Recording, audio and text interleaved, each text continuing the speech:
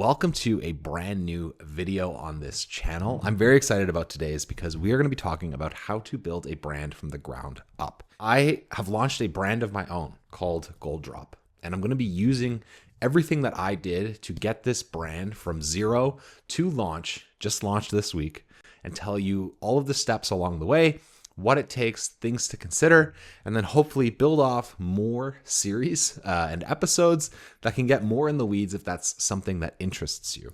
A little bit about this. Goldrop is a premium infused maple syrup company.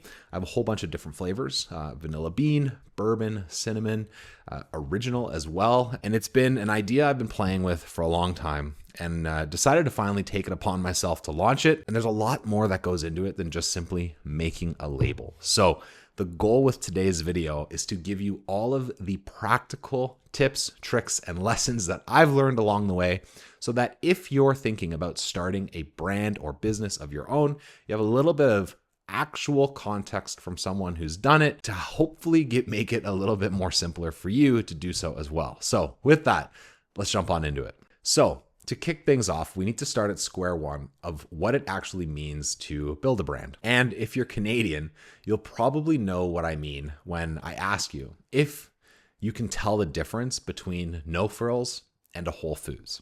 For those of you that don't know, No Frills is like a budget grocer that's located across Canada, whereas Whole Foods is also located in Canada and America, but it's more of that premium health and wellness focused grocery store. Those are like the tangible differences between the two chains. And from a practical sense, both of these stores sell groceries.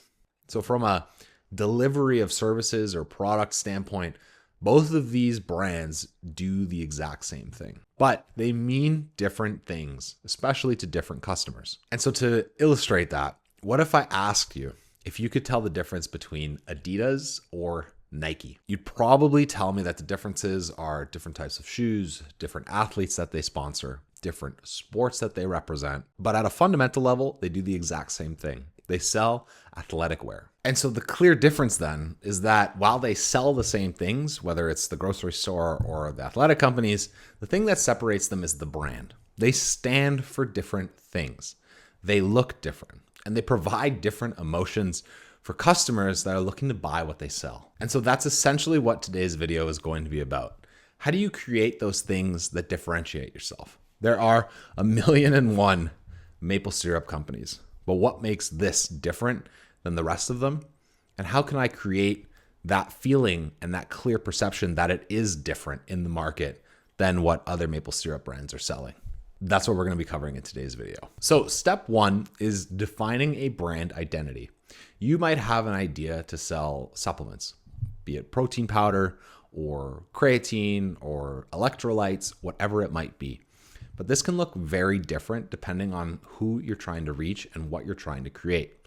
Think about electrolytes being sold by BPN with Nick Bear, or Salt, a UK electrolyte specialized company that's a startup that does an incredible job marketing on social media. The saying goes that if you're trying to speak to everyone, then you end up speaking to no one. And so you need to identify what your brand identity actually is to figure out who you're then going to be actually marketing to. And this is the first step in any process. When I started building Goldrop, I had an idea to create a more elevated maple syrup line, essentially. There was a way to bring Goldrop away from sort of being this like heritage syrup into a more modern take on what a sweetener can actually be. There are a ton of benefits with maple syrup that are health focused, specifically the mineral content, and as well as how much it actually raises blood glucose levels that go missed with the regular maple syrup consumer. Hilarious because I'm Canadian, so we obviously love our maple syrup. And so knowing those two facts though is essentially the basis for how I created this brand. So you need to ask yourself, who is your intended product for? What problems are you actually trying to solve? And how do you want people to feel when they actually use it?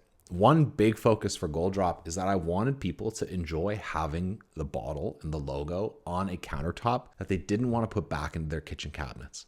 This way they can leave it on the counter. Maybe it's a little bit of an indirect marketing, but there's a sense of like emotion that comes from having this bottle sit beside their coffee machine and that they can then pour the maple syrup into their coffees. And there's like a sense of pride that comes from it. So a good exercise to get clear on what you're after is to do the following. First, you need to understand who your target market is going to be. Study top competitors and figure out gaps that you think they're missing. Then you need to find your audience online.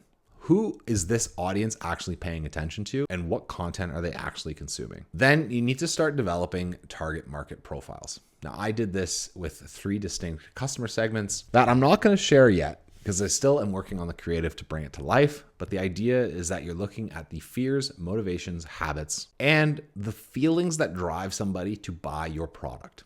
You're going to create customer profiles based on these classifications and get a rough idea on who might like your product. For example, I know as a fitness consumer, someone who loves health and wellness, that when I'm wanting sweeteners, I'm not going to get white sugar. I'm going to look for alternative sweeteners that provide additional health benefits and potentially are lower calorie. This was the genesis for the idea of Goldrop. There I was able to define that Goldrop is a health conscious brand, design driven and community minded, because it was a way to rally individuals around this specific brand for the causes that we all equally care about. Primarily, the target audience is myself. This is the product that I always wish I had for the moments that I know I needed it. I just didn't know what was filling that need at the time until I invented it. And that will take us to step 2, because the essence of building a new brand is essentially taking a product that you wish already existed in the market and then simply making it. Because if you successfully do that, the branding of that product will actually be a lot simpler than you think it will be. Because you basically get to take the opportunity to then build the brand's voice and personality to be similar to yours. If it's a product that's geared towards you as one of your target consumers, then probably making it sound like you is going to be able to resonate with that same audience in a lot of different ways. This isn't always applicable, but it is a good start to building what's called a brand voice. Now, essentially what a brand voice is the personality that makes it feel a little bit more human than rather just some sort of business behind a smokescreen that's selling products to people. The idea you need to latch onto is like, if your brand went into a party, who would it be at that party? Or if it was in a social setting, what is your brand doing at that social setting? Is it the most talkative one in the room? Is it sitting in the back corner, sort of just watching? Does it think it's better than everybody else? Is it dressed nicer than everybody else? Those are kind of like good ways to get creative about what you want your brand to be. There are different brand archetypes that you can read into, things like a storyteller or a challenger. That's another good way to kind of look into like what brand personality actually is. Probably deserves its own separate conversation if you want a little bit more insight into what like goes into building a brand, personality and ethos from the ground up.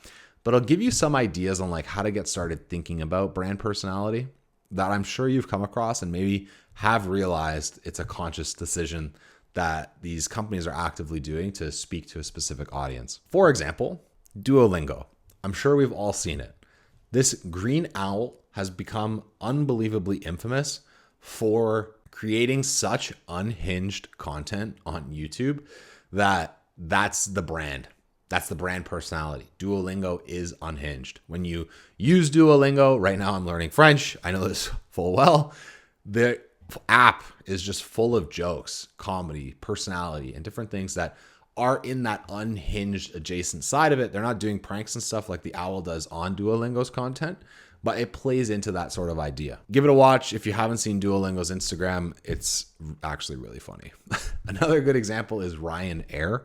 This one is a classic example. I don't think it's as successful as Duolingo and sort of creating this marketing movement, but it's a brutally honest take on flying and like air travel in general. And they're pretty blunt and comedic in like how they make their content as well. It's a good laugh if you're into flying, and especially if you're looking for cheap flights. This is the account to follow for good, funny content, honestly. And so those are two kind of ways that you can kind of see a brand evolve, especially on multiple rounds of social media posting, rather than just sort of having a product sit on shelf. A brand's personality really comes through in how it's talking to customers.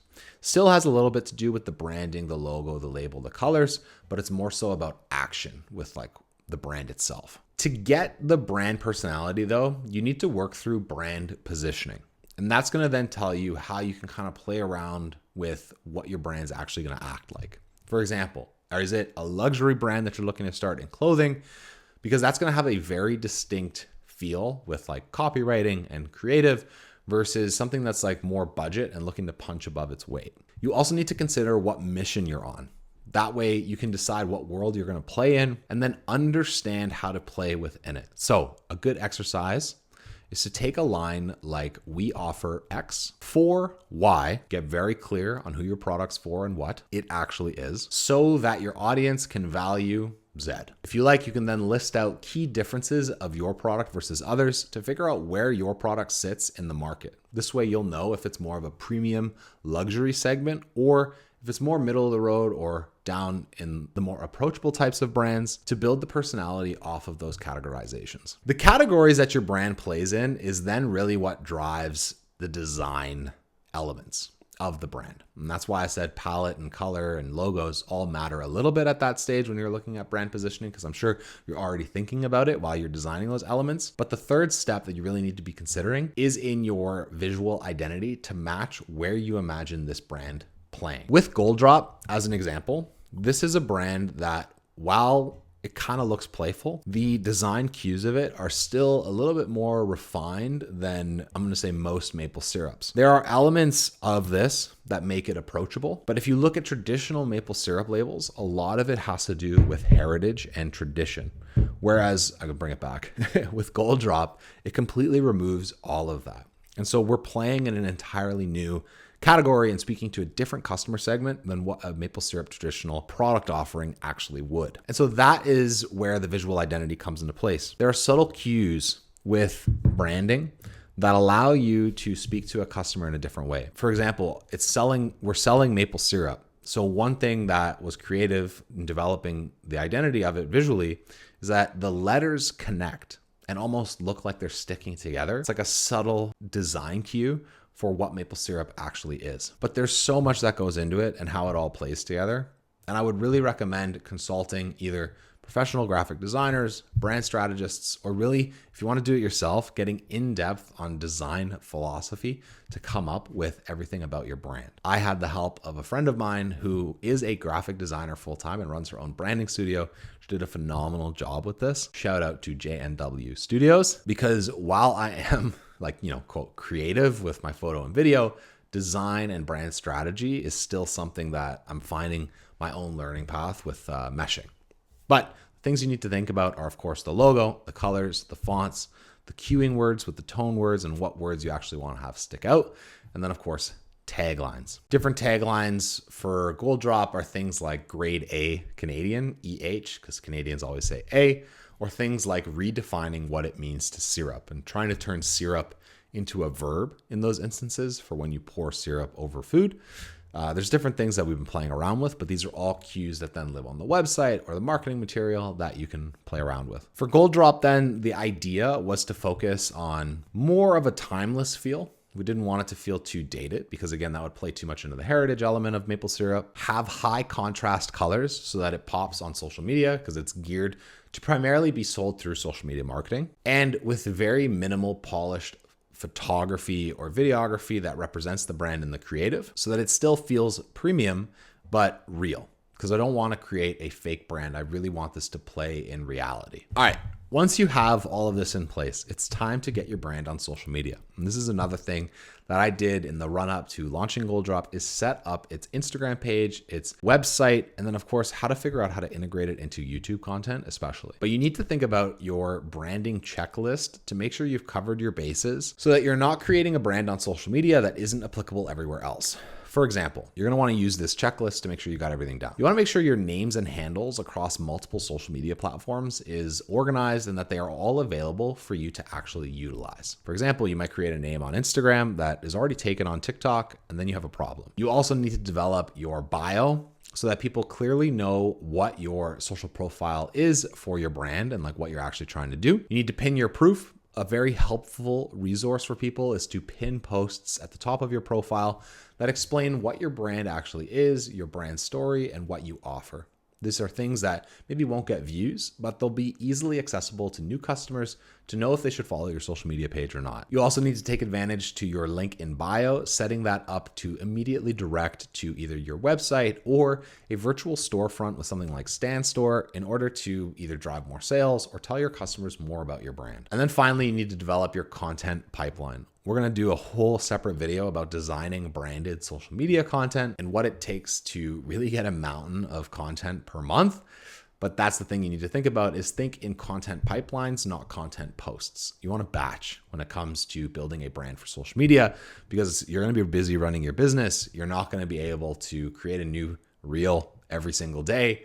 You got to be very efficient with your time, and I've learned that the hard way. With those out of the way, it's then to start thinking about how to be more efficient with your time. So that takes us to step 5. Essentially, we need to develop repeatable growth systems, and this comes in the form of series across every social media platform. A lot of the times, if you're not building a brand or you're not involved in social media marketing, you might view a content creator's feed or a brand's feed and see a whole bunch of different posts that just sort of live there.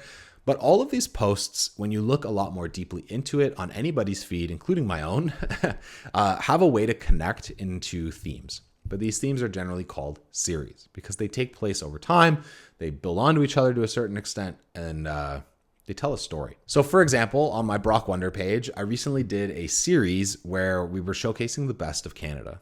This was the hero series for the page, where we visited different towns around the country, told stories along the way, and then developed reels and YouTube videos that played into this idea. Alongside of that, I had a photography series where I would take photos on these trips that we would go on, share those on the page to further engage people, and then also did things to interact with the community, whether that is different types of reels or carousel posts that were a little bit more creative or showcased behind the scenes, or also commenting and interacting in general. All of these different things are things that you need to think about for your system. Now, I am just starting my content system for Goldrop, but I've done this a million times in the past for both my own social media channel and clients that I used to work with in my previous business. Series are the way to go, and they allow you to batch. The goal is to pick one series that the rest of your content is going to be able to live around. And then this way, you're not reinventing the wheel every time you go to make a post, but you have one sort of lane to latch onto, and then you can develop concepts from there. Makes it way easier. All right, so all of that is essentially what went into building Goldrop and launching it today. The reality is, though, it's great to build the brand, but I feel like you haven't actually built the brand until you finally start selling it. So between the design cues, the social media content, the series that go around it, what you post, how you talk about it, a lot of the content that I want to talk about is on LinkedIn. You can't build a brand until you actually make a sale. That we can quote that. Because monetization of a brand is more of a timeline than it is an event. It's available on my website, but if nobody's buying it, does it even really exist? It's like, you know what I'm trying to say? So the idea behind the social media content is what's going to take us to step 6. And this is our final step, is you need to figure out how you're going to monetize intentionally. You can't just monetize without thought on how you're going to monetize. And what I mean by that is that you need to build demand before you sell or throughout the process of selling. There's 2 different ways that you can actually launch a brand. The first one is the route that I didn't do. And this is essentially that a lot of people will make teaser content, or they'll build like a social media following, and then they'll be like, launching soon, launching soon, launching soon. It's called this hype build, okay? You're building excitement about it. Personally, I don't really see this as a viable strategy, because once a new product launches or a new brand launches or whatever it might be, then you still need to continue to build hype. And I've learned this lesson from a client that I was working with a while ago, where essentially if you keep building hype, you get caught into a hype cycle. And so you never build a system to build demand consistently. And this is where the learning lessons of how I wanted to launch Goldrop came into play. Rather than building hype before launch to such a high extent that like I would sell out on the first day or whatever it might be, I wanted to build a steady system for recurring sales over time. And what that looks like is a consistent way to design social media content, post consistently, build a loyal following, engage a community, and participate in in-person events to further drive sale. That's the route that I went. So I launched Goldrop, had a very limited hype build along the way, made a few different orders, nothing crazy, but I've signed up for trade shows later in the month. So now I'm able to market in the run-up to the National Women's Show and the One of a Kind show that's coming up. And then I'm going to sell product there and meet prospective customers there, and then hopefully strengthen the community surrounding Goldrop through in-person activations and then building further touch points with more social media content along the way. Why I recommend that is from an effort standpoint, again, that hype cycle problem, and then also just building a system that your brand can sustainably do. You're a one-person show at the beginning, probably. I know I am. So you need to make sure it's sustainable what you're up to. However, that still leads into the question of like how you're going to launch intentionally. Now, I always say that when you're building a new brand or a social media following or wanting to be a content creator, there's 3 different routes that you can go with how your brand's going to interact with your customers. The first of it is emotionally. This is essentially the reason about like why you exist. And you can play into people's emotions or think about the emotions that you want to evoke with your brand and then hopefully rely on people buying that. The second is through lifestyle. Maybe this is a product that fits into somebody's lifestyle seamlessly, like a diaper brand, for example. Babies need diapers. That is a lifestyle decision. Or furniture. Maybe you sell cabinets. It is a lifestyle decision and a necessity to buy cabinets. But there are also things that go into lifestyle branding. For example, with athleisure, a company like Lululemon or Gymshark, they've built a lifestyle for people that are Gymshark consumers, or vice versa. They've designed a lifestyle that speaks to a specific target audience that they believe will live that lifestyle and then wear Gymshark. You have to think about that with your brand as well. And this exercise of lifestyle branding is something that happens over time, not something that happens as a hype cycle. The final way to do it is through educational content. You can show different ways that your product can be used. For example, Goldrop can be put into coffee. It can be poured on egg whites to make them taste better if you like sweet in the morning. Obviously put on pancakes. But you can also do crazy things with it, like make lavender matcha lattes. I have a lavender infused one, or you can put it on steak. I have a bourbon infused one, and you can pour it and have a chili oil with it. There's so many different ways that maybe people don't expect maple syrup can actually be used. So it's up to you to educate based on that. And your sort of content mix will be as a result, or your marketing mix, the content in your marketing mix will be as a result of how you communicate these 3 things. Now, we're not at this stage yet, but it is worth mentioning that when you build a brand, you can't just brand with one product. You need to figure out how you're going to build on your SKUs, what additional products you're going to launch. Maybe it's different flavor offerings, bundles, or even completely different product categories for your brand. And these are worth thinking about either after you launch or maybe premeditated a little bit.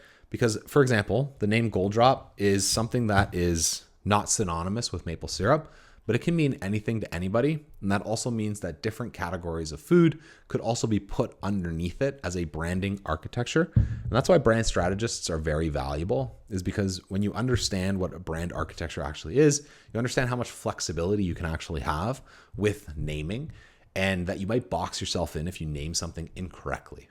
For example, if syrup is in the name, what will I do if I don't want to be only a maple syrup company, for example? However, inevitably, it always ends with review and refine. So that's your final step in building a brand. Whatever you end up launching with isn't going to be the way that you end up building the brand. It's always going to be iterative. For example, one decision that I made was to figure out how to tap into customers' understanding of what maple syrup actually is. And I did that by still creating imagery that involved maple leaves, sweet foods rather than savory foods, or adventure content around Canada and nature. This is generally what Canadians liken maple syrup to, as well as Europeans. I know probably a European, when they think about maple syrup, is thinking about nature in Canada. And so the opportunity with that is then, how do you refine that and understand if it's actually working? What imagery or videos do I then need to build onto this initial branding architecture that my first customers are seeing and getting an impression of my brand with? Understand your metrics that then drive those results, whether it's saves, sends, shares, whatever it might be that you need to use to understand if your creative is actually resonating, and more importantly, if your brand is being shared either via word of mouth or through digital connections as well. And that's essentially going to take us to the last part of today's video, which is just saying thank you for watching. This is essentially the beginning of what it might take to build a brand for social media content. And hopefully you found it useful to get a better idea about the steps involved to actually do it. If there's anything in it that you are curious about or are looking for more helpful tips for, comment down below and let me know some of your questions. With that, we're going to be documenting a lot of Goldrop's journey on this channel and hopefully sharing more of it along the way. So if that interests you, be sure to subscribe. Let me know your favorite part. And with that, I'll see you all in the next one. Thanks for watching.